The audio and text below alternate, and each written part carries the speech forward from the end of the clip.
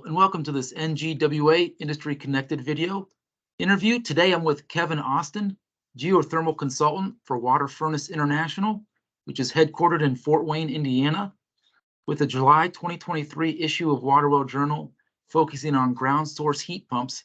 We thought we'd check in with Kevin, who serves on the International Ground Source Heat Pump Association's Board of Directors, on its Training Subcommittee, and is an IGSHA accredited installer. Welcome, Kevin.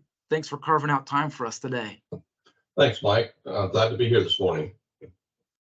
Let's start with your career in the geothermal industry and how it led to your current role with WaterFurnace as a geothermal consultant. What does your current role entail? My history with the geothermal industry, oddly enough, started my very first geothermal project was the largest continuous geothermal project ever attempted in the United States. That was my very first job. I was hired by a company called Ortman Drilling out of Mo, Indiana. They had a contract to drill 600 boreholes, 400 foot deep at Ball State University, about an hour from our location. And the project required a non-working superintendent, couldn't be a lead driller. They needed somebody with some OSHA experience, some logistical experience in large-scale construction. And I met that criteria, but knew absolutely nothing, little to nothing about the drilling industry itself. But so we hired on in June of 2009 and began construction in July.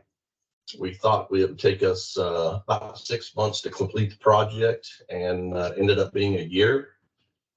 We lived over in Muncie, Indiana, and successfully completed not only a 600-hole bore field, but ended up sharing responsibility and also ran a 1,200-hole bore field at the same time.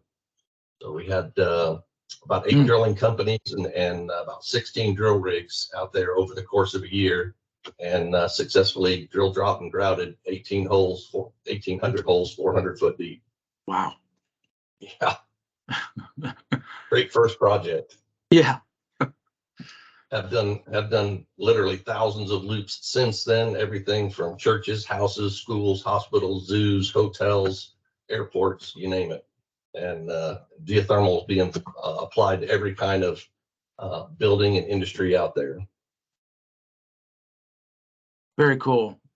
And at WaterFurnace now, you work at WaterFurnace as a geothermal consultant. Can you tell us what your current role is? Absolutely. So I was hired in December of last year to help meet the market demand for loop installers.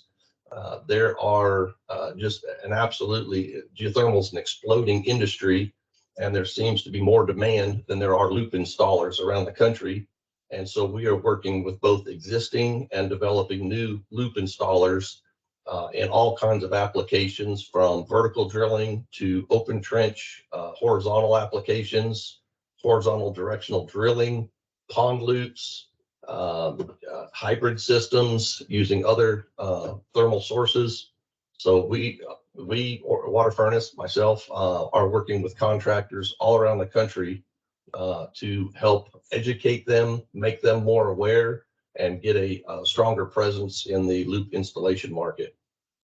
Yeah, some say the next 18 months are critical for the geothermal industry to capitalize on this momentum of the tax credits extension. How does the geothermal industry tackle this workforce issue and recruit enough drillers and installers to meet the incoming demand? That's a good question, Mike. And I think it's a multi-tiered approach. Certainly through professional trade magazines like WaterWell Journal, having an online presence, of course, helps.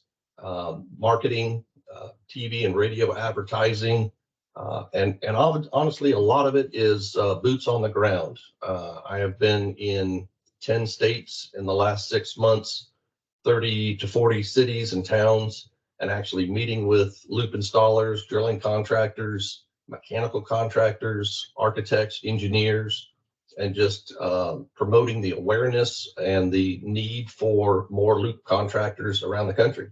And so we're doing this on a multifaceted approach. Yeah, gotcha. And for water well contractors, what do they need to know before venturing into diversifying into geothermal? Obviously, be willing to talk and communicate with anybody that's interested in pursuing an opportunity in geothermal.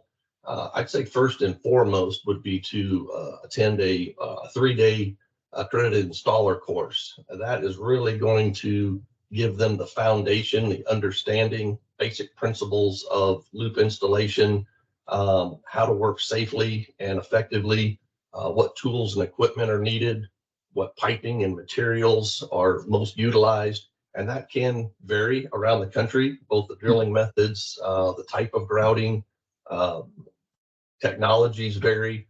Um, and there's just an abundance of information on our website, on the internet, through IGSHA is another great resource. Mm-hmm. And with drilling equipment specifically, what are some key items to consider that often get overlooked, whether you're, yeah, throughout the country? I mean, Sure. yeah, yeah. Another good question, Mike. The equipment used to drill a geothermal borehole, and there's a distinction between a borehole and a well. We're not actually, in most applications, in closed loop applications, we're not actually pulling water out of the ground or returning anything to. We're simply drilling a cylindrical hole in the ground, installing a closed loop HDPE, high density polyethylene pipe, and some sort of a grout, whether it's earthen material or thermal grout. Um, but some of the things that are overlooked would just be the ancillary equipment that goes with it. So if you're drilling a water well driller, for instance, they would have the capability and the equipment to drill the vertical borehole. Whereas now to install a loop, you might need a loop reel, which is a device to help safely guide the loop down into the hole, keeping your employees safe, doing it efficiently. Time is always a factor. Labor is your number one cost on any given project. Grouters, they can vary from a conventional grout for a water well, say, versus a geothermal borehole. Might need a larger, more substantial type of grouter, depending on what material you're using. But those are the two probably key items that would need to be added to a regular water well setup. Which variables should be considered when contractors price out their geothermal drilling rate? Good question, Mike. And probably the number one question that we're asked, both from a contractor perspective and from a homeowner consumer perspective, what should it cost to install a borehole? What should it cost, or could I anticipate cost to have a borehole installed on a project? There are a huge number of variables that contractors need to look at, everything from site conditions, time of year, distance of travel, permitting, both for site permitting for the drilling, also for moving heavy equipment over state lines if that's required in your location. The weather is always a factor, labor force, materials being used. There are just a huge number of variables that would either add or subtract to the cost of installing a project. Gotcha. And in June, you presented an IGSHA webinar on loop installations before, during, and after steps to be completed for any size project. Can you give us a summary of the key takeaways you presented? Absolutely. There are, we've done abstracts for both residential and commercial projects, and I think we'll be publishing these on the IGSHA website. But in general, a residential project is going to have a few less requirements than a commercial project. But certainly anytime that you're going to a job site, overhead and buried utilities are something that need to be considered. So you'd want to do a job site survey, look at the surroundings, where are you going to be drilling, what potentially could you be drilling into, wetlands and things like that that need to take into consideration. Noise requirements can be an issue in some areas. So there's a whole litany of utility locates and things that need to be done prior to drilling. Mm-hmm. Obviously, once the equipment is set up and the rig is there, you want to maintain a buffer. You want to keep untrained people away from your drilling area, just purely for safety precautions. And then executing the drilling requirements themselves, moving of equipment, things like that, material handling. Those are all considerations during the project itself. And then afterwards, once the loop is set and grouted, the job's not done. There's obviously documentation that needs to be done. Each individual state has well log requirements. As-built are something that are often missed and often needed post-construction to know where loops have been placed and so forth. And then the cleanup of the site itself. And these are all things, everything just mentioned needs to be discussed in advance to know whose responsibility it will be for site preparation, site cleanup, finish grade and seed, cutting removal, those types of things. Okay. Yeah, with regard to reporting on the job, you know, do you have an idea of like underground utility locates? What's required after a job is done? You know, I know, does that vary from state to state, or is there any requirements?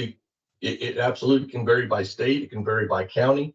In my experience in the Midwest, utilities will typically mark gas, power, water, electricity. That is power. They'll locate up to the meter, and then it's the homeowner's responsibility, anything from the meter to the property itself, and then any privates. And the private utility locates is something that often gets missed. It can be secondary power going to an outbuilding. It can be electric dog fences. It can be cable networks, things like that. I think a good discussion with the homeowner and advanced planning will, and there's plenty of private utility locate companies out there that specialize in that. Mm-hmm. And once the geothermal job is completed, though, is there any for the geothermal system, is there any requirement for reporting of it as a utility underground? There again, that would vary by state and perhaps by county. In Indiana, where we live, excuse me, there is a requirement to submit a well log to the state. Commercially, they typically want all four corners of a large bore field and one in the center, and then any anomalies that are encountered along the way. For a residential, typically a single borehole with an as-built map showing distance from a permanent structure. You know, we came off the northeast corner 10 feet, put a hole, 10 more feet, put another hole. And those are submitted to the state in the form of a well log. Okay. Okay. And circling back to your Ball State, your first job, the Ball State University geothermal conversion job in 2009. Looking back on that project, what were the biggest learning lessons from a drilling and installation standpoint that you took away from it? I think the biggest lesson learned, Mike, would be that change is inevitable. There are going to be changes. There are going to be unanticipated encounters on a project, especially something of that size. We learned several things, not only variations in the geology, but even drilling methods. There were numerous test holes drilled on the campus at Ball State prior to the project being bid and awarded. However, we got there and started drilling and found some fractures in the bedrock that no one had anticipated. It had the potential to really bankrupt the project. But we were actually really fortunate. We were using Baroid, which is a division of Halliburton. We were using their grouting products. So we contacted Baroid, and they sent out a gentleman by the name of Brock Yorty. I think he's a friend of Waterwell Journal. And Bo came out and actually spent about 6 months with us on the project. And we developed some new grouting techniques, some additional polymers, and even a new product they had come out with called Fuse It, which was a product that we could dispense into the ground, and it would seal off these fractures that were inhibiting us from getting the cuttings to the surface. Mhm. So through the ability to change and adapt to the problems on the job site, we were able to overcome and complete the project on schedule. Oh, that's great. Excellent. And just lastly, the New York Geo Conference took place in April. Which topics, trends, and news were discussed that you can share with us?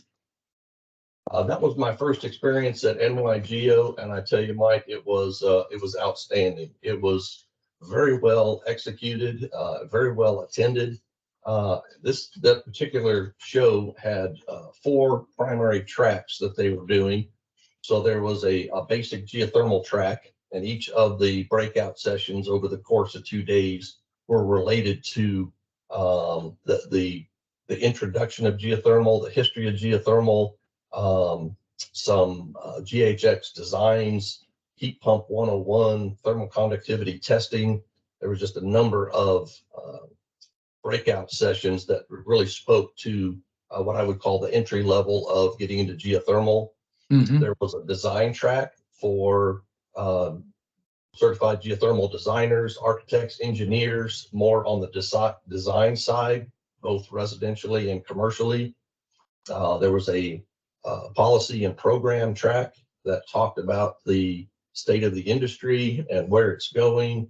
Of course, the IRA, the Inflation Reduction Act, which now allots 30% tax credit to all homeowners, all commercial businesses, and even nonprofits. So now churches, schools, 501c3s, other nonprofit entities can actually get, and since they don't have a tax liability, they can actually get a 30% refund from the U.S. government. So if they spend $100,000 on a geothermal system, they literally would get a check for 30 grand to help subsidize that project. Mhm. And then lastly, there was a building electrification track that went through. And all of these just had outstanding industry speakers, professionals, architects, engineers, OEM, equipment manufacturers. There was a multitude of equipment, geothermal equipment suppliers, rig manufacturers, geothermal loop installation companies. So it really was an entire industry showing of individuals and companies looking to promote and progress the state of the industry. Yeah, New York leads the way Absolutely. in geothermal, and that's great to hear. Curious, what was your number one, number two, number three takeaway, top 3 takeaways from the conference that is going to help you in your role with WaterFurnace International? I think the IRA Act that was passed last year can't be understated enough or stated enough. The fact that it's just really going to bolster our ability to compete with conventional heating and cooling methods, having even the financial playing field. So that was certainly a big aspect of it.